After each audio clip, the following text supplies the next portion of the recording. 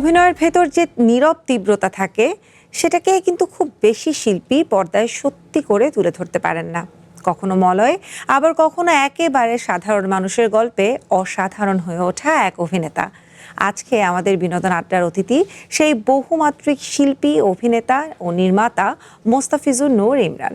মেরিল serum সোববার নিবেদিত বিনোদন আড্ডায় আপনাকে স্বাগত। কেমন আছেন ইমরান ভাই? ভালো আছি, ধন্যবাদ। একদম শুরু থেকে শুরু করব নাকি একদম এই যে রোদের যে চমক সেখান থেকে শুরু করা যায়? আপনি মনে হয় রোদের ব্র্যান্ডিং এই আছেন। একদম একদম। তাহলে চমক থেকে শুরু করি। রোদ কেমন কেমন যাচ্ছে, কি ছিল ঘটনা পেছনে, কি বলবেন রোদ নিয়ে? রোদ নিয়ে শুধু এটাই বলতে চাই যে এটা একটা অসাধারণ এক্সপেরিয়েন্স। এই এক্সপেরিয়েন্সটা আমার মনে হয় সিনেমা হলে যখন অডিয়েন্স যাবেন তার মধ্যেও ছড়িয়ে পড়বে। এটা একটা ঘোরের মতো। শুটিংটা ছিল আসলে আমাদের কাছে যেটা শুটিং ছিল না, এটা একটা যাপন ছিল আসলে, একটা সফর। যে সফরটা আসলে আমাদের যে এই চরিত্রগুলোর ক্রিয়েটর মেজবাহুর রহমান সুমন, তিনি আমাদের চরিত্রগুলোকে ক্রিয়েট করে আমাদের ভিতরে ইনজেক্ট করে দিয়েছিলেন আসলে। এরপরে বাকিটা যাপন পুরোটা। আমরা কখনোই মনে হয়নি যে আমরা আসলে শুটিং করতেছি। আমরা ওই জায়গাটাকে, ওই ঘরটাকে, ওই বাড়িটাকে, ওখানকার প্রত্যেকটা এলিমেন্টস, প্রত্যেকটা পশু পাখি সব কিছুর সঙ্গে আসলে আমরা যাপন করার চেষ্টা করছি। রোদের গল্পেই চলে আসি বা একদম শুরুর গল্পে, যে আপনার ক্ষেত্রে ইমরান ভাই সবসময় দেখা যায় যে খুব অল্প কাজ করেন, কিন্তু যে কাজটা করেন সেটা একদম মানুষের মনে গেঁথে যায়। মলয়ের কথাই যদি বলি, এটা যেরকম মানুষ যেন আপনার নাম ভুলে মলয় নামে ডাকতে শুরু করেছিল, তো এই যে স্ক্রিপ্ট বাছাইয়ের এই ক্ষেত্রটা, এই জায়গাটা কিভাবে এতটা আলাদা করে ফেলেন? এটা হয় না, মানে একটা গল্প বা একটা চরিত্র যখন প্রপোজড হয় আসলে, তখন যে ফার্স্ট অনুভূতিটা আর কি, ওই অনুভূতিটার উপরেই আসলে আমি ডিপেন্ড করি যে এটার সাথে কি আসলে আগানো যাবে কি যাবে না, তখন ওই অনুভূতিটাই বলা যায়। আর এক ধরনের আস্থাও তৈরি করতে চাই, আপনারা দর্শক সবাই যেন এক ধরনের আস্থা পায় যে এই অ্যাক্টরের কাজ এটা, তাহলে নিশ্চয়ই কাজটা ডিফারেন্ট হবে আর কি। যখন মেজবাহুর রহমান সুমনের নাম আসে, যখন হাওয়া আসলো, হ্যাঁ, বলা যায় যে বাংলা সিনেমার একটা নতুন করে একটা যেন জীবন ফিরে পাওয়া, হাওয়া পরাণের ওই সময়টা দিয়ে। সো মেজবাহুর রহমান সুমন ভাইয়ের কাছে একটা প্রত্যাশা যখন আপনি করছেন, হ্যাঁ, মোস্তাফিজুর নূর ইমরান, যে ইমরান মানে নতুন কিছু, যখন তুষি করছেন নতুন কিছু, তো এই যে একটা তিনজন মানুষের, এই যে একটা মানুষের দর্শকদের প্রত্যাশার প্যারামিটারটা কিন্তু অনেক হাই, সেই জায়গায় আপনার কাছে কি কোনো প্রেশার কাজ করেছিল? না, এরকম কোনো প্রেশার একদমই ছিল না। আমরা খুবই দারুণভাবে কাজটা করেছি। আর আশা করি দর্শকের আস্থাটা আরও বাড়বে আর কি রোদের পরে, যে হ্যাঁ, যে কাজে ওনারা থাকবেন সেই কাজটা নিঃসন্দেহে আমরা বিলিভ করতে পারবো যে এই কাজটা আমরা দেখতে যাবো। আসলে গল্পটা ভালো লাগছে, কিন্তু আমরা কিন্তু স্ক্রিনে সবসময় সেভাবে দেখি না, কিন্তু আপনার ব্যাটে বলে সবসময় মিলে যায় কিভাবে? এটা প্রথমত আমার ভাগ্য, ভাগ্য ভালো, যার কারণে হয়তো হয়ে যাচ্ছে। তবে এরকম এক্সপেরিয়েন্স অবশ্যই হয় যে হ্যাঁ, গল্পটা পড়তে যেমন লেগেছিল, কাজটা করতে গিয়ে আরেক রকম লেগেছে, তারপর যখন ফাইনালি ওটা দেখেছি তখন আবার অন্যরকম লেগেছে আসলে।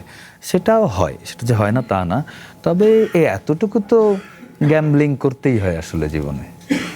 নির্মাতা নাকি অভিনেতা? অভিনেতা, ডেফিনেটলি। আমি অভিনয় শিল্পীটাকেই প্রেফার করি আর কি, ওইটাই প্রথম।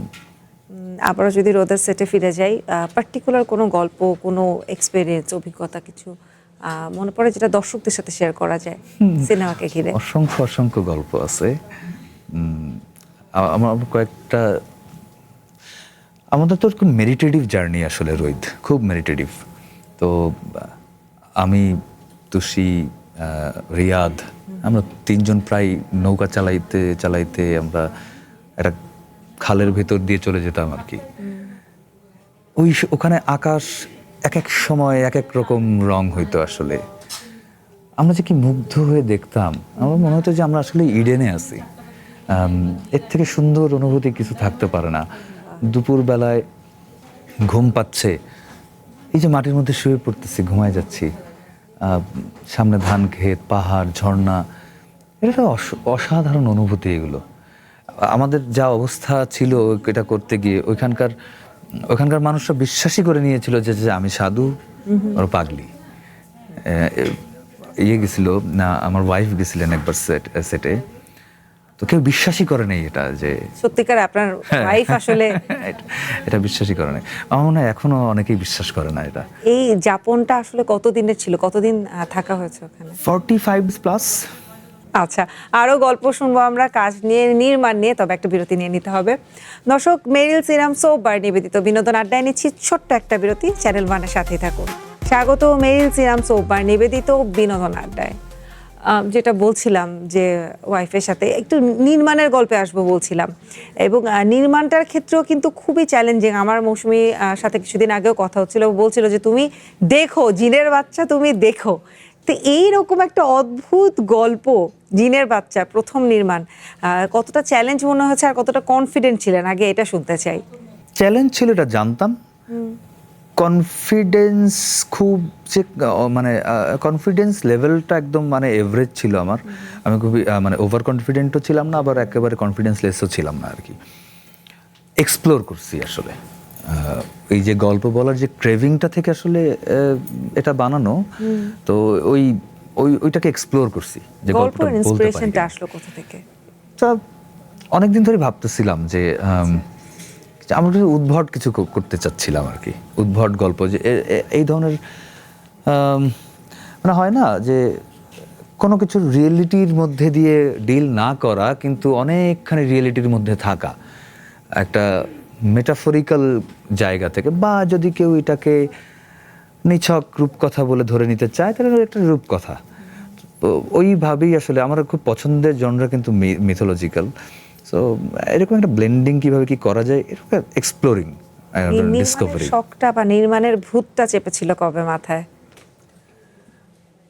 স্টেজে আমি অনেক ডিরেকশন করছি এর আগে, স্টেজে তো দীর্ঘদিন ধরে আমি স্টেজেই আর একটা কাজ করতে চাচ্ছিলাম, অনেক বছর ধরে আমি অনেক জায়গায় ট্রাই করেছি আসলে, কিন্তু বর্তমান সময় থিয়েটারের প্রতি আসলে ওই পরিমাণ ইন্টারেস্ট আমি দেখি না আসলে, একাডেমিক জায়গাটা ছাড়া।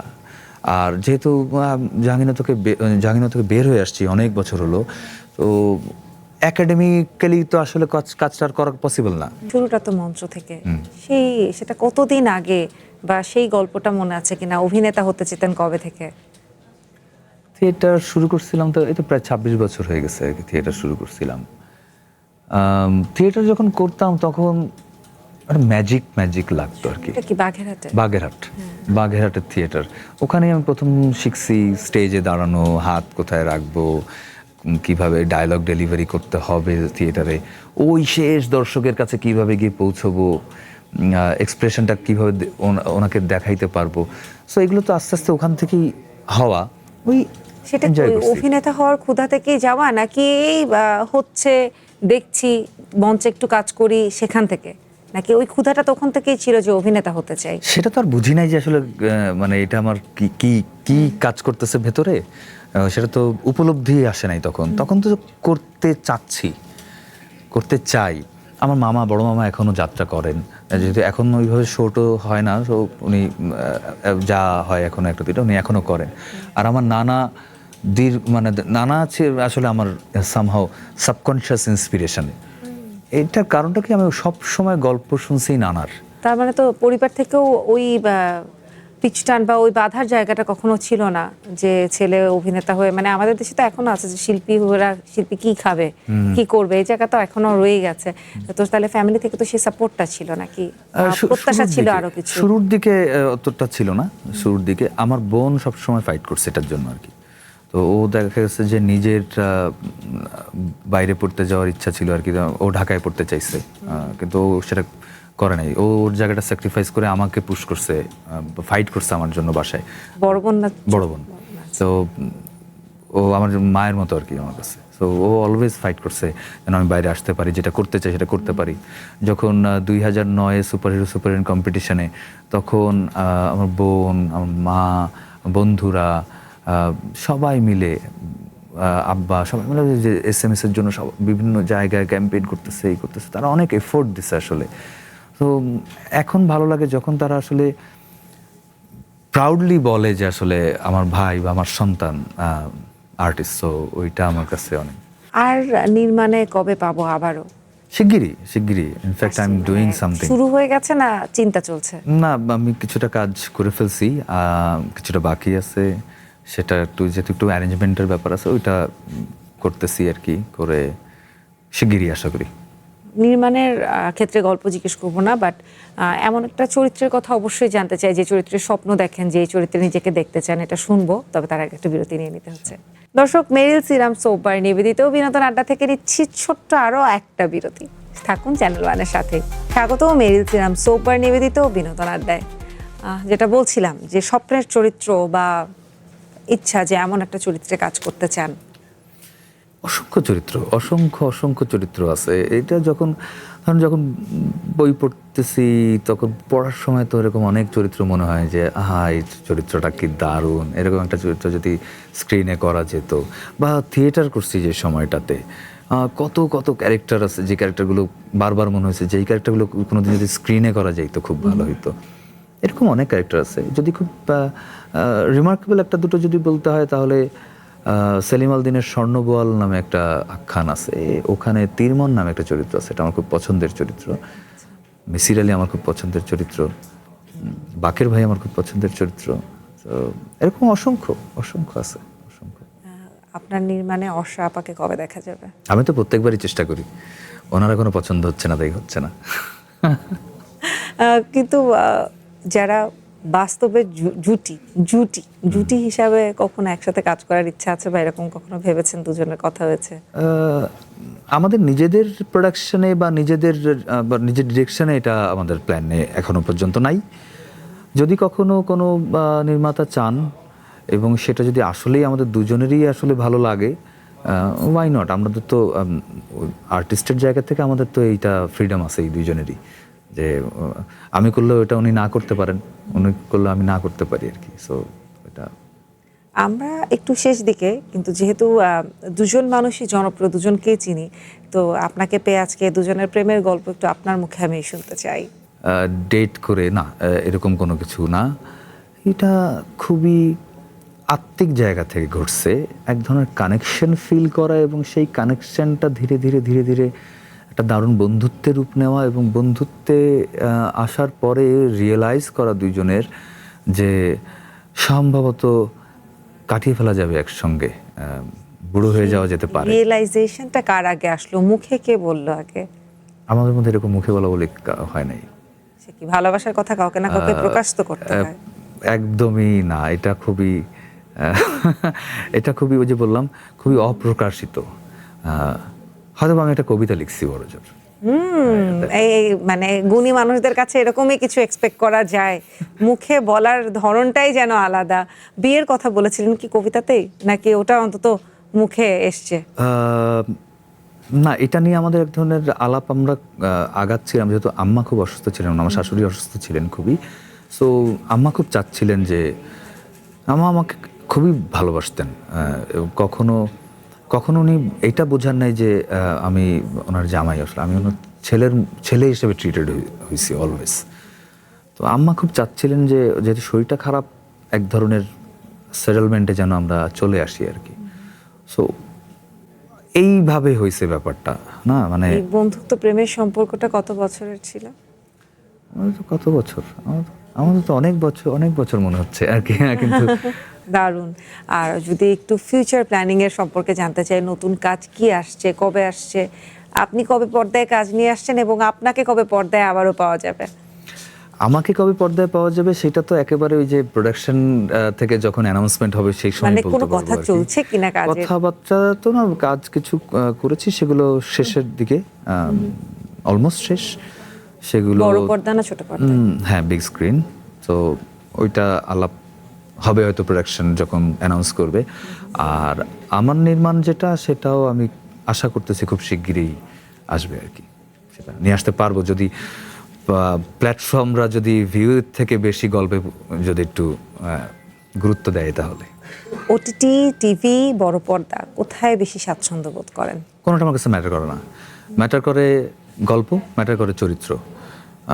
এটা কোন পর্দায় সেটা আমার কাছে কখনোই আলাদা করে ম্যাটার করে না, কারণ একই জিনিসই করতে হয় আসলে।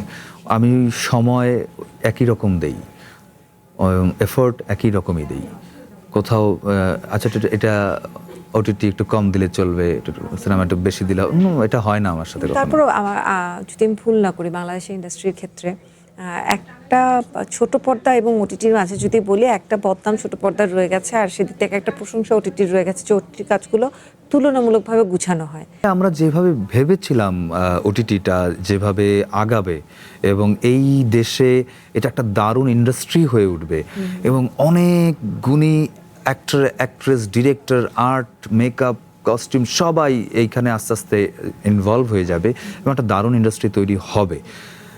আমরা ভাবছিলাম যে ওইখানে বোধহয় ওটিটির কারণে হয়তো বা আবার গুণের কদরটা বাড়বে। দিনার ভাই একবার বলছিলেন যে আমার মতো যাদের ভিউ নাই এই অ্যাওয়ার্ডটা তাদের জন্য উৎসর্গ করলাম। সেইটা নষ্ট হয়ে আগেরও গেছে। কথা না, ওটা নষ্ট হয়ে গেছে, ওইটা এখন আর নাই। সো ওটিটি সামহাও না, আমি জানি রিজনটা কিভাবে হলো। বলতে চান? আবার সেই একই গল্পে আর কি, ওই যেভাবে টেলিভিশনটা, যেভাবে ইউটিউবটা একই কেন হচ্ছে আসলে আমাদের ইন্ডাস্ট্রির ক্ষেত্রে এই যে এটা চরিত্রের ক্ষেত্রেও দেখা যায় যে যাকে যে চরিত্রে মানায় টাইপ কাস্ট আমরা করে ফেলি, ওই একইভাবে চরিত্র দিতে থাকি। যে নাটকটা, যে ধরনের গল্পটা মানুষ দেখতে চায়, ওই একই ধরনের গল্প। এটা আসলে কেন হচ্ছে আমাদের ইন্ডাস্ট্রিতে, কি মনে হয়?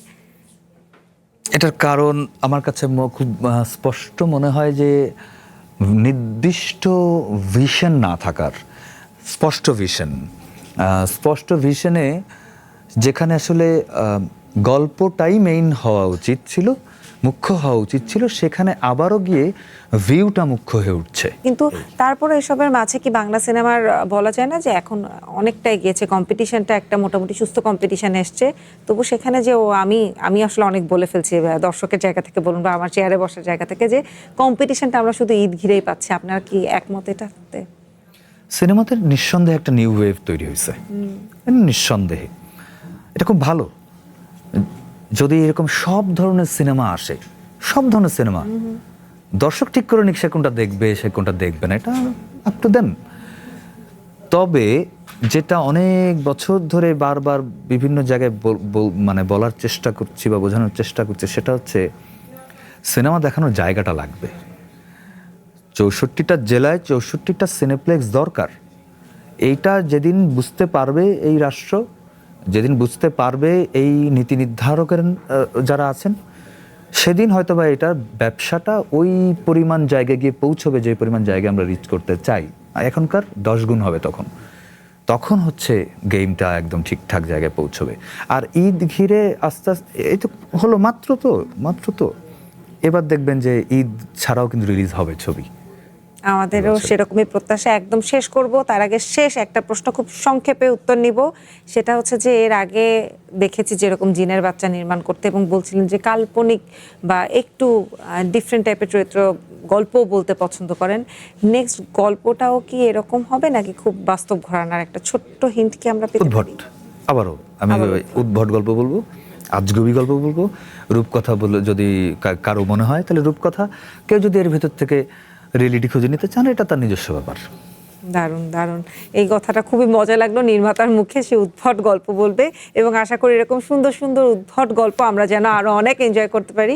অসংখ্য ধন্যবাদ ইমরান ভাই। আমরা আজকের মতো বিদায় নিচ্ছি। থ্যাংক ইউ দর্শক, মেরিল সিরাম সোপবার নিবেদিত তারকার আড্ডায় এই ছিল আজকের আয়োজনে। আবারও দেখা হবে নতুন কোন অতিথিকে সাথে নিয়ে, নতুন গল্প আর নতুন আড্ডায়। ভালো থাকুন, আর বিনোদনের সব আপডেট জানতে চোখ রাখুন চ্যানেল ওয়ানের ফেসবুক পেজ ও ইউটিউব চ্যানেলে।